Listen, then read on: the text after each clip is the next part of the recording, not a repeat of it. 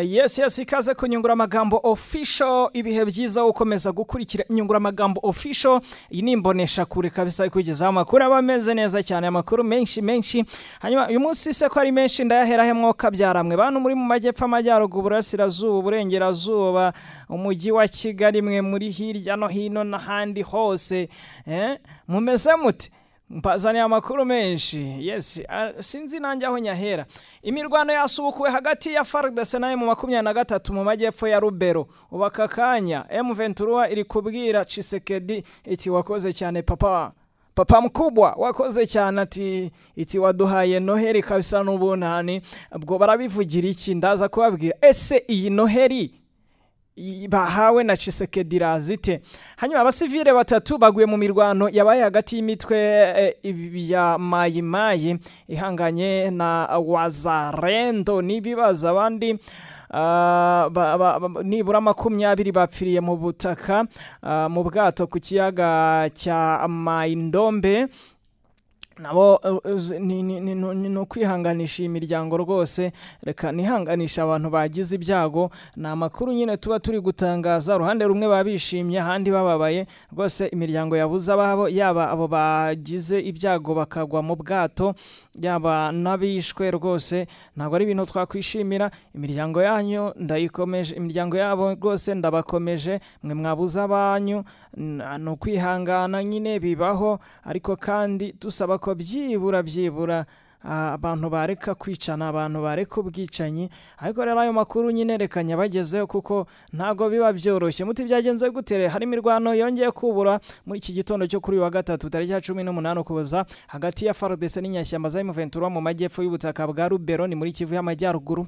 Nkuko amakuru aturuka muri aka karere atugeraho no ku inzego z'umutekano zo muri karere zibitangaza ngo inyeshyamba za M23 zagabye igitero ku gace Kambingi gaherereye mu birometero 50 uvuye muri Rubero centre mu murwa mukuru w'aka karere. Kugeza nyuma ya saa sita imirwano irakomeje, ubu ngubu muri ruri kugurumana cyane niko babitangaza. Naho rero twerekeje muri Kivu y'amajyepfo, 4 bapfuye baguye mu mirwano hagati y'abasirikare n'abarwanyi ba Wazalendo. Ni kuri wa kabiri tariki 17 Ukuboza Ikarehe mu ntara ya Kivu, ahantu 4 bahasize ubuzima. Ijambo ubundi Wazalendo risanzwe risobanura gukunda igihugu, ariko ubu riri gukoreshwa n'aba basirikare cyane b'urubyiruko bafatanya na FARDC. Iyi mitwe rero igizwe n'abasivili bagize uruhare mu kurengera igihugu cyabo nk'uko biyita, ndetse n'abahoze mu mutwe w'ingabo witwaje intwaro babaye abafasha ba FARDC. Ibi byabaye rero hagana mu masaa 8 ku muhanda wa Kalungu Numbi, neza cyane hafi y'umudugudu wa Chebumba uherereye ikalungu. N'abasirikare bo mu gice cyihariye cya FARDC bitwa Satani 2 batwaye ibiryo byabo ikalungu berekeza Inumbi kugira ngo borohereze ingabo zabo kwigira imbere.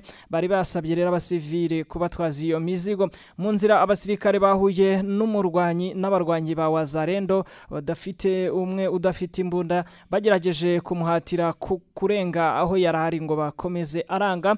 Kubera guhangana rero n'iki kibazo, umwe mu basirikare yarashe ahita yica uwo murwanyi. Nyuma y'iki gikorwa umusirikare w'umwicanyi yagerageje guhunga arasa amasasi impande zose. Umukecuru ukuze utuye muri uwo mudugudu ngo nawe yakubiswe n'ayo masasu arapfa.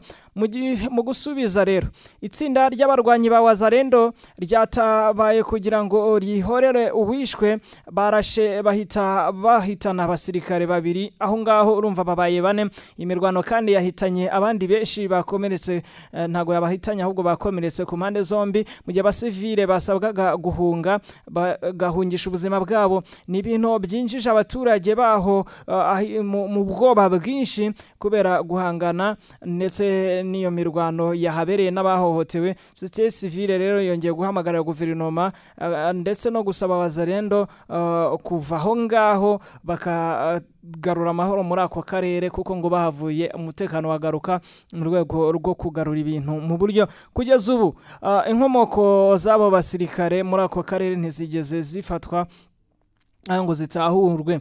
Hari none rero abasivile batatu baguye mu mirwano yabaye hagati y'imitwe ibiri ya Mai Mai ndetse na Wazalendo ahitwa Imambasa. Ni mirwano ihagaze ikomeye hagati ya Mai Mai azwi kw'izina ndetse n'uzwi kw'izina rya Wazalendo UPLC ndetse na Kifagio yavuzwe kuva mu gitondo cyo kuri wa gatatu tariki 18 Ukuboza mu midugudu ya Kilimanjaro mu butegetsi bwa Babila Babombi mu ifasi ya Mambasa muri Ituri. Imenyesha ryaturutse mu masezerano yerekeza ku kubahiriza uburenganzira bwa muntu mu karere ka Mambasa batangaga ko ngo hari isuzuma ry'agateganyo ry'abasivili batatu bishwe muri aya makimbirane yabaye hagati y'aba basirikare. Ramzi Malikidogo yemeje aya makuru avuga ko abantu batatu bapfuye mu birwano yabaye hagati y'imitwe ya Mai Mai izwi kw'izina rya Wazalendo na Kifagio Kilimanjaro. Ni Mai Mai yahanganye rero nabo muri Wazalendo biyita Kifagio. CRDH ni ihangayikishijwe no kuba ababarwanyi bari muri karagace k'intara ya Ituri ko ubaho hamwe no gutanga imisoro itemewe no gusaba imisoro itemewe basoresha abantu ndetse no kujandika mu bucukuzi bw'amabuye y'agaciro ndetse no kwiba ibiti mu buryo butemewe. Uyu muryango uharanira uburenganzira bwa muntu rero uravuga uti abarwanyi bakomeje kuzenguruka muri aka gace ahitwa Bakayeku ndetse bakanagira uruhare mu gutanga mu gusoresha imisoro idakwiriye ndetse no kujya mu bucukuzi bw'amabuye y'agaciro batabifitiye uburenganzira. Ati kandi reka tubibutse ko Wazalendo yatoranijwe nk'abantu bafasha leta ya Kongo, ingabo za leta, kandi bakaba bari gushinjwa byinshi harimo kwinjiza abana bato mu biga mu mashuri matoya mu gisirikare, gushyiraho imisoro itemewe ndetse no gufata buri cyumweru muri buri kwezi, gufata icyumweru kimwe buri kwezi bagafata abaturage benshi muri bo b'abahinzi bo muri Babila Baboki bakabatwara bakabajyana mu gisirikare. Kubaho kwabo rero ngo bikaba bitera ibibazo byinshi muri iyi minsi.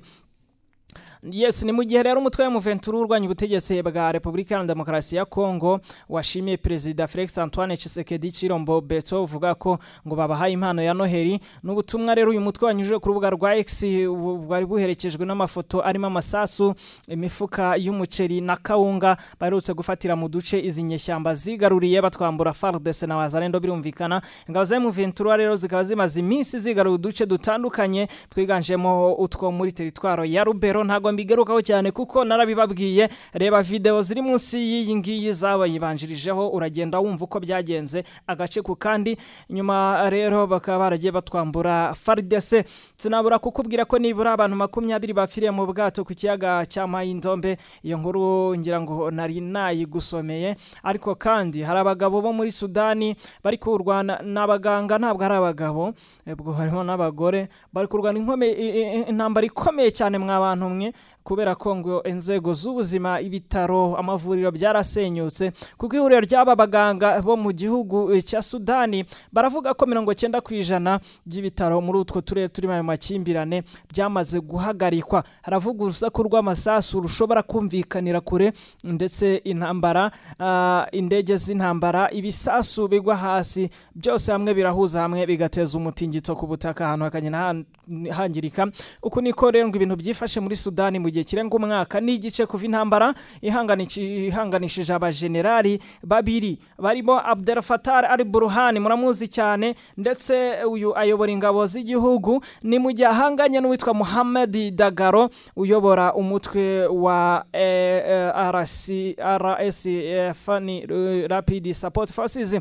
Ariko kandi byibuze abantu 38 nabo ngo bapfuye, abandi 203 barakomereka mu bitero bya Israel hirya no hino muri Gaza, nk'uko Minisiteri y'Ubuzima y'iyi ntara yagoswe kandi gaterwa ibisasu mu gihe cy'amasaha 28 n'ingabo za Israel bitangaza. Mu majyaruguru ibitaro bya Kamar Adwani byongeye kwibasirwa mu gihe muri Gaza rwagati no mu majyepfo amahema yo mu turere twagombaga kuba ahantu hizewe yaje kwibasirwa nayo. Naho indege ya mbere y'ubucuruzi rero muri Syria kuva ihirikwa rya Perezida Bashar al-Assad mu ntangiriro z'ukwezi gushize ibaye, iyi ndege rero yahagarutse ku kibuga cy'indege cya Damasco cyangwa se Damascus bitewe no kubyita. Ni indege rero yageze i Aleppo mu majyaruguru y'igihugu kuri uyu wa gatatu irimo abantu 43 barimo itsinda ry'abanyamakuru. Ndagushimiye rero amakuru nari mfite nayo ngayo. Komeza ubane n'inyunguramagambo official, komeza udukunde, hanyuma ubutumwa dutambutsa ujye ubigeza no ku bandi kugira ngo akazi gakomeze gakorwe neza cyane. Ndabakunda cyane.